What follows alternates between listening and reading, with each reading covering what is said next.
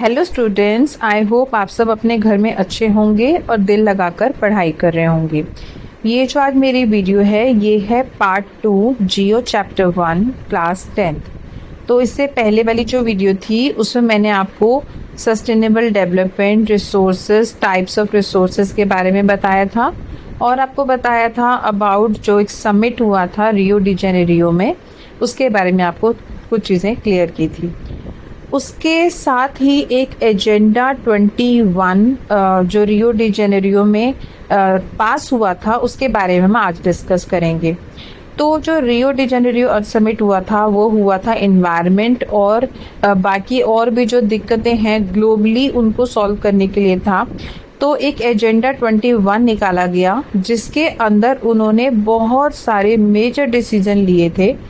बहुत सारी problems like environmental damage, poverty, diseases like जैसे भी कोरोना आपने देखा या एड्स आपने देखा, तो बहुत सारी चीज़ें जो ग्लोबली दिक्कतें दे रही थी, तो उसके कई सारे मेजर्स उन्होंने लेने का सोचा इन agenda 21।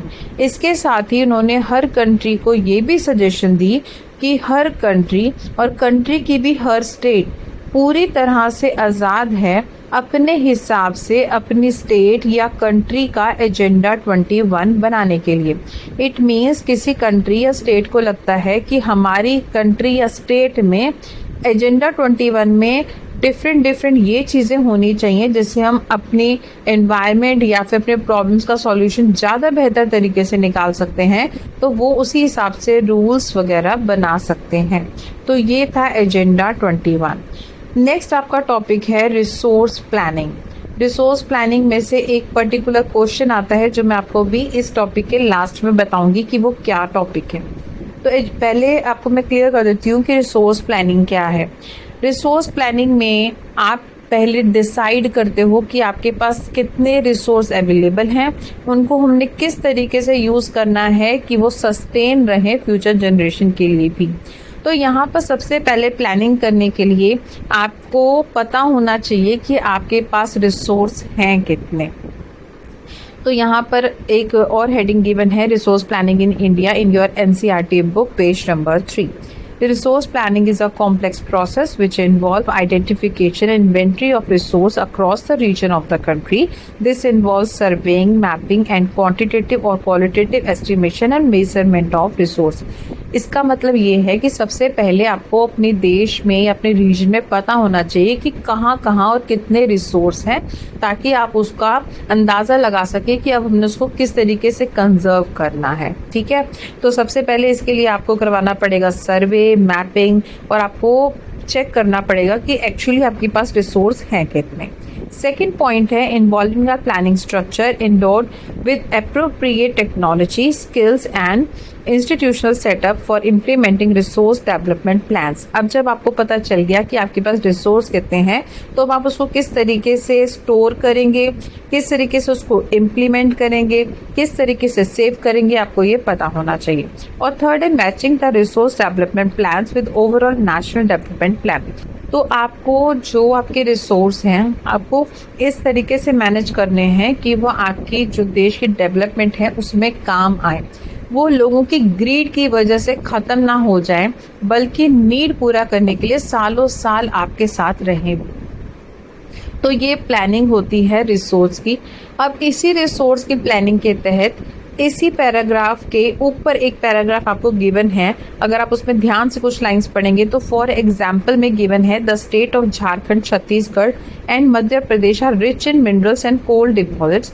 Arunachal Pradesh has abundance of water resource but lack in infrastructure development. The state of Rajasthan is well endowed with solar and wind energy but lack in water resource.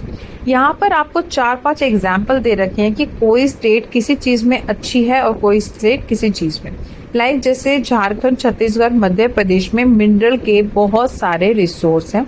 अगर राजस्थान में देखें तो वहाँ पर सोलर सिस्टम ज़्यादा लगाया जा सकता है क्योंकि वहाँ पर धूप ज़्यादा पड़ती है। यहाँ हमने एस्टिमेशन लगाया है कि हमारे पास कहाँ रिसोर्स कौन से ज़्यादा हैं और उसका फिर हम कैसे वहाँ सेटअप करें कि हमें जो हमारी डेवलपमेंट है, जो देश की डेवलपमेंट है, उसके साथ हम इसको मैच कर सकें। ये एक परफेक्ट एग्जाम्पल है इस क्वेश्चन को सॉल्व करने का। 2 क्वेश्चन वेरी इंपॉर्टेंट जो इन 2 टॉपिक्स में से बनते हैं, वो पहला बनता है कि रिसोर्स प्लानिंग है क्या, जिसमें आप ये 3 पॉइंट्स देंगे जो मैंने आपको पहले क्लियर किए थे, आइडेंटिफिकेशन, दूसरा इवॉल्विंग अ प्लानिंग स्ट्रक्चर और तीसरा मैचिंग। और जो उसके बाद अगर वो पूछते हैं 5वें क्वेश्चन में कि इसके एग्जाम्पल्स भी दो, तो आप इसमें छत्तीसगढ़ वगैरह एग्जाम्पल्स डाल सकते हैं, तो ये आपका आंसर कंप्लीट हो जाएगा। एक और क्वेश्चन इसके ऊपर आ सकता है कि how can you say that resources are unequally distributed all over the world या कंट्री। तो ये सबको पता है कि जो रिसोर्सेज होते हैं वो कभी भी इवनली स्प्रेड नहीं होते एक रीजन या एक देश में। कहीं किसी चीज़ की एबेंडेंस होती है, दूसरे रिसोर्स का लैकिंग होती है। जैसे कि हमने अगर राजस्थान का एग्जांपल लेते हैं तो वहाँ पर सनरेज ज़्यादा आती हैं और इस वजह से सोलर पैनल लगाना ज़्यादा बेनिफिशियल होता है। ऑन द अदर हैंड वहाँ पर वाटर स्कार्सिटी है।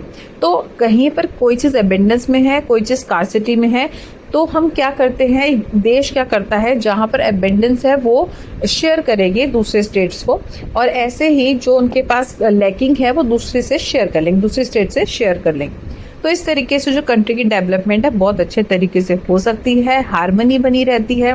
तो ये सब चीज़ें देश को आगे बढ़ाने के लिए काफ़ी ज़्यादा हेल्पफुल है। आई होप आपको ये जो टॉपिक है बहुत अच्छे से समझ आ गया होगा। इसके 2 ही क्वेश्चन बनते हैं, दोनों ही मैंने आपको बता दिए। Try to write in proper manner, वो बहुत ज़रूरी है, अदरवाइज आपके मार्क्स कट जाएंगे। जो नेक्स्ट आपकी वीडियो हो जाएगी वो होगी लैंड रिसोर्सेज पे, जिसमें से बेसिकली 1 और 2 मार्क्स के क्वेश्चन आते हैं। तो वो भी मैं आपको गाइड करूंगी कि आपको उसमें कितनी मेहनत करनी है। एक्स्ट्रा लर्न करके कुछ फ़ायदा नहीं है, उसमें कुछ डाटा आपको लर्न करने होंगे जो मैं आपको बताऊँगी।